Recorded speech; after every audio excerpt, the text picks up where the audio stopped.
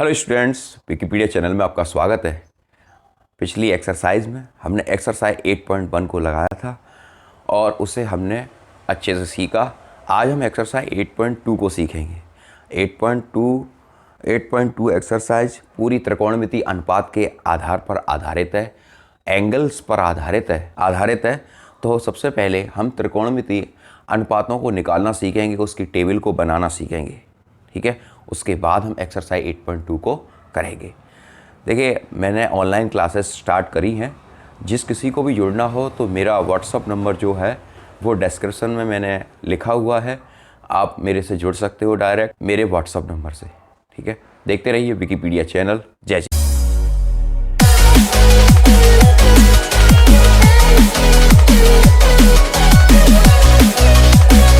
देखिए, एक्सरसाइज 8.2 आपने 8.1 लगाई थी, मुझे बहुत अच्छा रेस्पॉन्स दिया, जिसमें दिव्यांशी, कृतिका और एक नया नाम मेरे साथ सामने आया, विकास मैथिली, एक निर्मल सिंह के नाम से भी मेरे पास कमेंट्स आए, ठीक है। तो कई ये कमेंट्स मेरे पास आए जिन्होंने अच्छे से इसको पढ़ा और सराहा। मैं उनकी तारीफ़ करता हूँ। उन्होंने, बच्चों ने अच्छे से, बहुत अच्छी तरीके से उन्होंने काम किया इस एक्सरसाइज 8.1 को।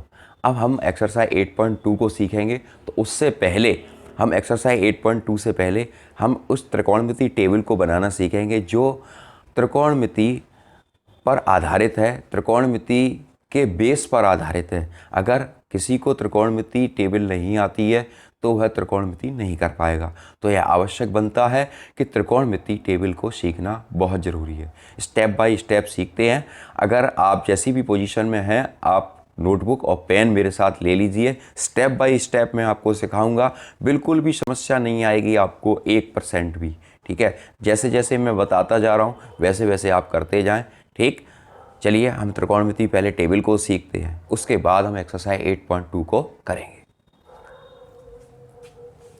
यहाँ देखिए फ्रेंड, 0 से 90 डिग्री के त्रिकोणमिति अनुपात को मैंने यहाँ पर लिखा है, ठीक है। यहाँ पर स्टार्ट करते हैं जरा। देखिए, सबसे पहले अपने को करना क्या है, आप पहले तैयार हैं, कॉपी और पेन लेके तैयार हो जाइए। स्पष्ट रूप से मैं आपसे स्पष्ट कह रहा हूँ, आप वीडियो को देखते ही करना, आप सीख जाओगे त्रिकोणमिति टेबल को बनाना। आपको फिर आवश्यकता नहीं पड़ेगी कि क्या दुविधा है, क्या दिक्कत आ रही है। देखिए ज़रा यहाँ पर, सबसे पहले आपको करना क्या, स्टेप 1, सबसे पहले आपको करना है 0, 1, 2, 3 और 4। सबसे पहले आप ये करिए, 0, 1, 2, 3, 4, इतना आप नोट करिए, ठीक है। नोट हो गया आपका। इसके बाद स्टेप बाय स्टेप चलना। फिर इसके बाद प्रत्येक पद में इस 4 का भाग लगा दीजिए, इसी पद में भाग लगा दीजिए 4 का, ठीक है।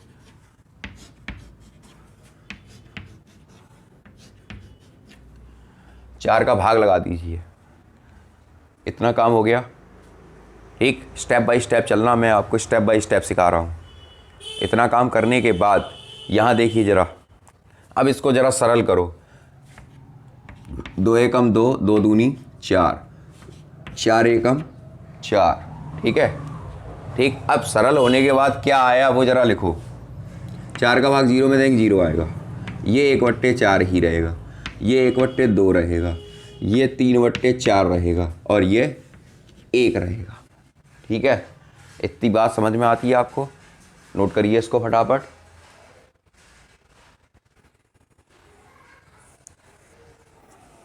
ठीक। अब यहाँ देखिए ज़रा, अब यहाँ इस पूरी पदों का क्या लेने पर, वर्गमूल लेने पर, क्या लेने पर, वर्गमूल लेने पर। मैं यहाँ लिख दे रहा हूँ, प्रत्येक पद का वर्गमूल लेने पर, प्रत्येक पद का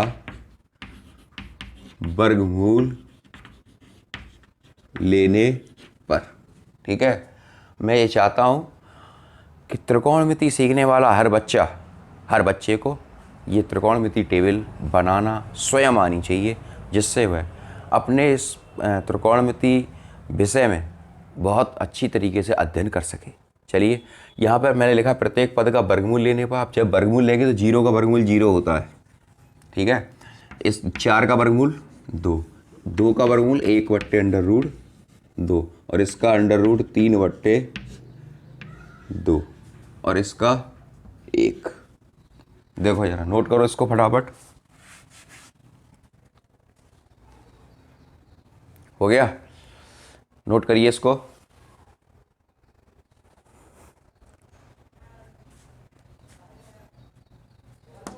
ठीक है, अब देखो जो ये नंबर्स हमें मिल रहे हैं 0, 1/2, 1/√2, √3/2, 1, इसमें कोई समस्या तो नहीं आ रही आपको? ठीक है, आप कमेंट ज़रूर करना अगर इस टेबल को बनाने में अगर आपको जहाँ पर भी थोड़ी सी भी दिक्कत हो तो कमेंट ज़रूर करना, मैं इसको बताने का फिर से प्रयास करूँगा। ठीक है, यहाँ पर देखिए, देखिए ये जो है वो 0 डिग्री है, ये 30 डिग्री है, ये 45 है, ये 60 है, ये 90 है। ठीक है, अब यहाँ ये थीटा हो गया। ये जो वैल्यू निकल के आई सबसे पहले, काहे की निकल के आई? साइन की निकल के आई है। साइन हमने जो स्टार्टिंग में बेसिक त्रिकोणमिति का बताया था, उसमें हमने 6 कोण बताए थे, साइन, कॉस, टेन, सेक, कोसेक और कॉट। ये 6 एंगल्स हमने आपको बताए थे। इन 6 एंगल्स की सबसे पहली वैल्यू जो निकल के आई है साइन की। अब इसको पढ़ते कैसे हैं वो ज़रा देखो। साइन 0 का मान 0, साइन थीटा, यानी इस पर एंगल और आता है, मैंने ये एंगल रख दिया आपका। ठीक है, साइन थीटा, साइन 0 का मान 0, साइन 30 का मान 1/2, साइन 45 का मान 1/√2, साइन 60 का मान 1√3/2 और साइन 90 का मान 1। समझ में आ रहा है आपको? अब इसके बाद नेक्स्ट हमारा जो एंगल है, कॉस। क्या है? कॉस। अब हम कॉस की वैल्यू को लिखते हैं, तो कॉस बहुत सरल है। देखो यहाँ एक लाइन, ठीक। अब इसके बाद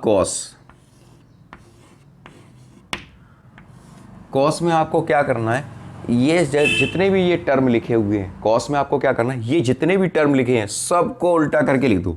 1, फिर इसके बाद √3/2, फिर 1/√2, फिर 1/2, फिर 0। ठीक है, ये साइन हो गया, ये कॉस हो गया। इतना समझ में आ गया आपको? ठीक, इतना लिखो फटाफट। ठीक है, और जो बच्चे सिर्फ देख रहे हैं, देखने से काम नहीं चलेगा। मैं अपनी वीडियो में बार बार कहता हूँ, कॉपी पे करने से ही आता है। ठीक है, देखने से नहीं आता, और ये टेबल तो कतई नहीं आएगी। ठीक, चलिए, साइन हो गया, कॉस हो गया। मैंने एक टेन का फॉर्मूला आपको बताया था। टेन थीटा क्या होता है? टेन थीटा बराबर मैंने एक फॉर्मूला लिखा था, साइन थीटा बट्टे कॉस थीटा। लिखा था या नहीं लिखा था?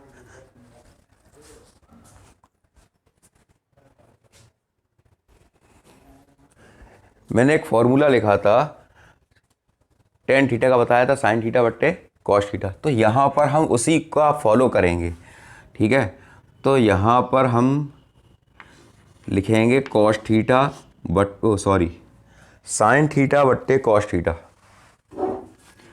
साइन थीटा, थीटा नहीं लिखेंगे, थीटा क्योंकि साइन अपॉन कॉस, ये बराबर किसके होता है? टेन के। ठीक है, अब इसमें करना क्या है, साइन ऊपर है और कॉस नीचे है, तो 1 का भाग 0 में 2 क्या आएगा? 0। फिर 1/2 और √3/2। अगर मैं यहाँ पे लिख लूँ इस तरीके से, ठीक है, तो क्या होगा? 2 से 2 कट गया। अब क्या बचा? 1/√3। ठीक है, इससे ये पूरा पूरा कट जाएगा तो क्या आएगा? 1 आएगा। अब यहाँ से देखो, 2 से 2 कट गया, क्या रह गया? यहाँ पे काट के देख लो, 2 से 2 कट गया, क्या रह गया? √3। ठीक, और 0 का भाग 1 में 2 क्या आएगा? इनफाइनाइट आएगा। इसे कहते हैं अपरिभाषित। अपरिभाषित। ठीक है, बात समझ में आ गई? नोट डाउन करो इसको फटाफट।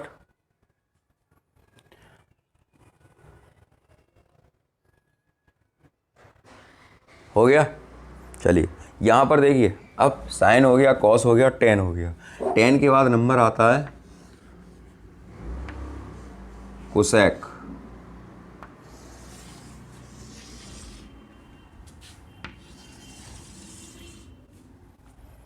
ठीक है, साइन के बाद आता है कोसेक का। साइन कोसेक का जो हमने फॉर्मूला लिखाया था वो क्या होता, कोसेक बराबर कोसेक थीटा बराबर 1/sin थीटा, यही लिखाया था, कोसेक थीटा बराबर 1/sin थीटा। तो एक में इन साइन की सबकी भाग लगा दो, साइन का एक, चाहे एक काम करो और सरल हो जाएगा, कोसेक मत लगाओ, यहाँ पे वैल्यू लिखो कॉट की। क्यों लिखो मैं आपको बता दूं, टेन थीटा साइन थीटा बट्टे कॉस थीटा होता है, और कॉट थीटा क्या होता है, कॉस थीटा बट्टे साइन थीटा, यानी जस्ट अपोजिट। तो इसका करो, जो ये निकल के आया उसका उल्टा कर दो आप, बस इनफाइनाइट √3 1 बट्टे √3 और 0, ठीक है, करो फटाफट।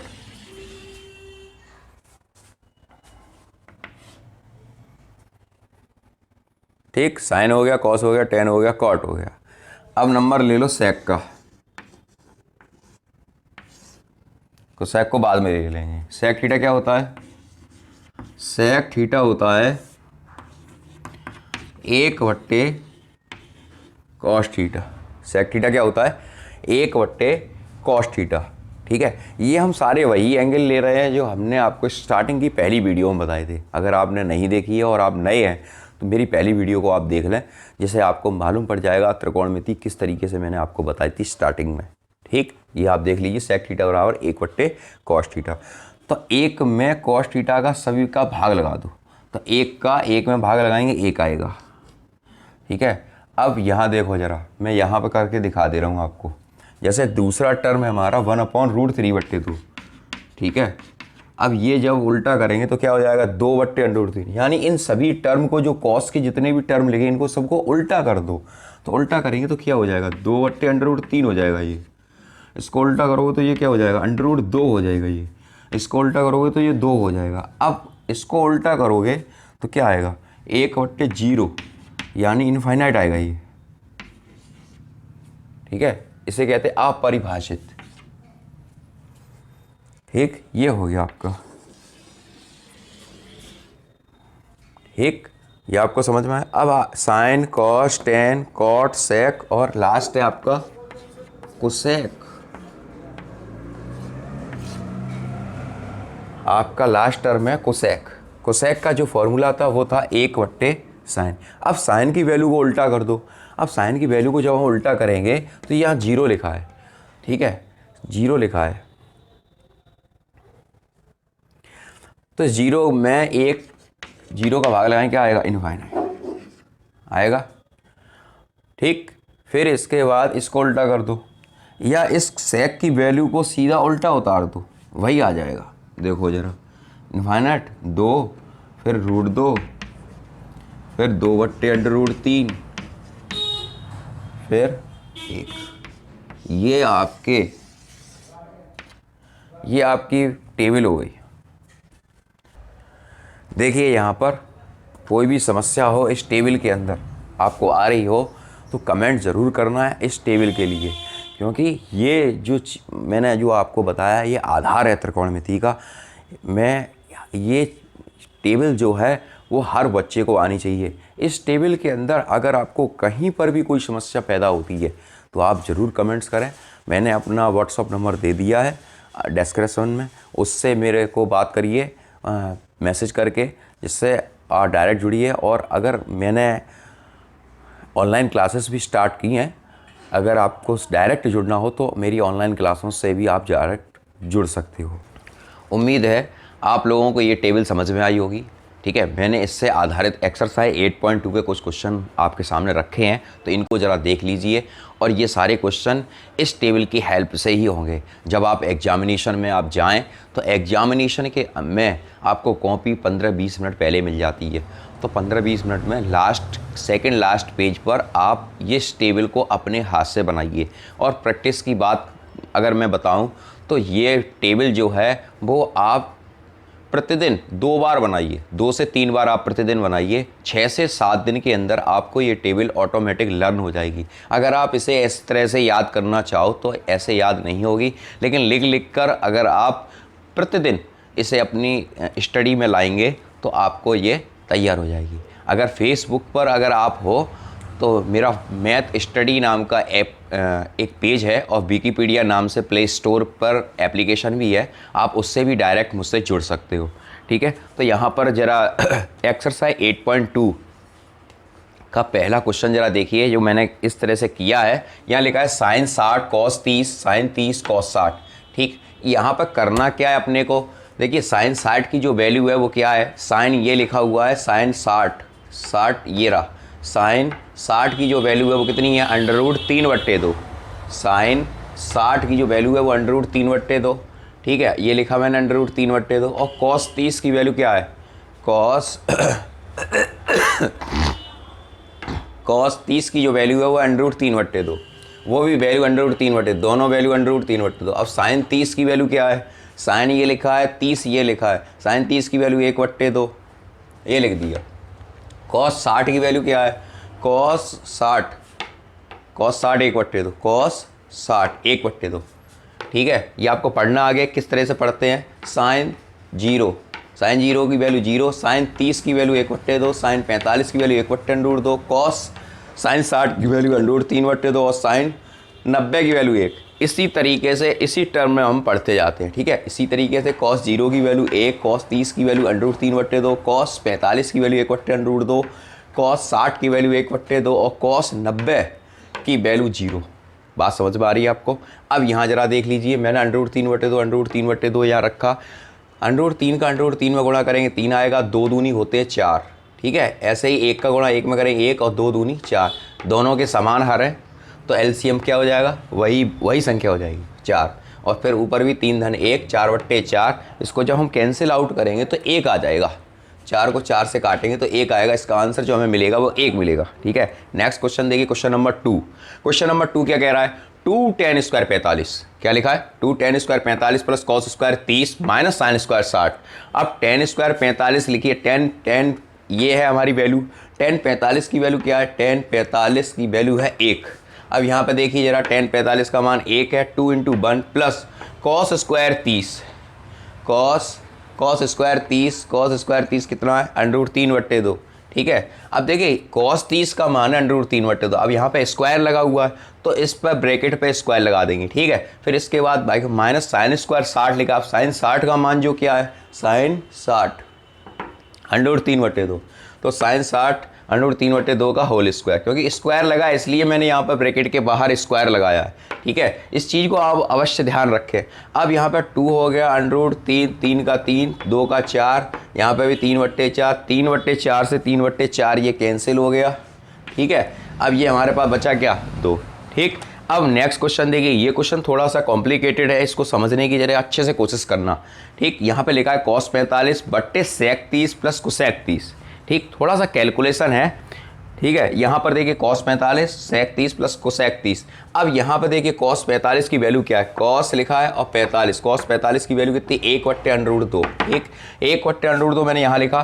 फिर sec 30 कहाँ पर है, ये ला, sec 30 की वैल्यू जो है वो है 2/√3, मैंने यहाँ लिखी। ठीक, फिर cosec 30 की वैल्यू क्या है, cosec 30 लिखा है, cosec 30 होता 2।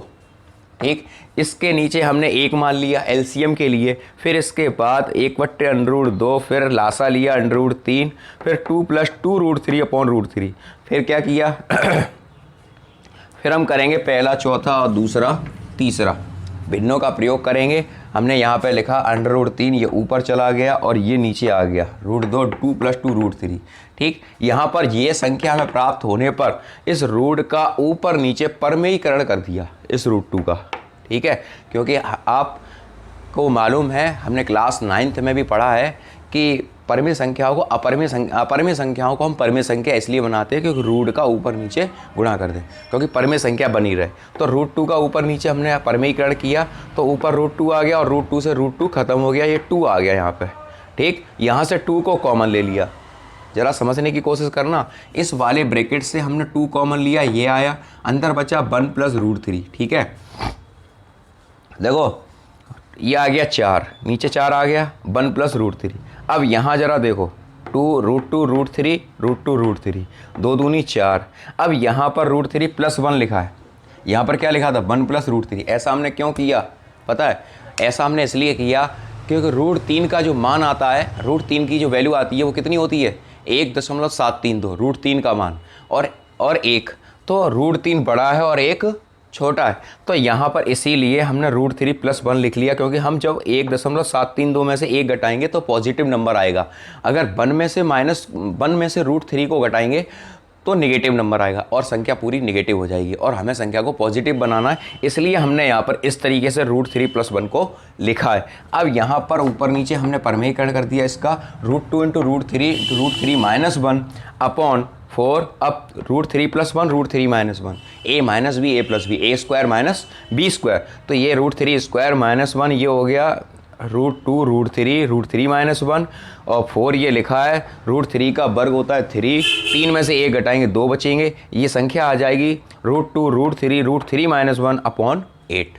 ठीक है, आपको समझ में आ गए। क्वेश्चन नंबर 4 और 5 आप इसको होमवर्क में ले लीजिए, देखते रहिए विकिपीडिया चैनल। अगर आपको कोई भी समस्या हो, किसी भी तरह की कोई भी असावधानी हो रही हो प्रश्नों को समझने के लिए, तो डिस्क्रिप्शन में मेरा नंबर लिखा हुआ है, आप मेरे से सीधे जुड़िए। ठीक है, देखते रहिए विकिपीडिया चैनल। जय जिनेंद्र, जय हिंद, जय भारत। आपका दिन शुभ रहे।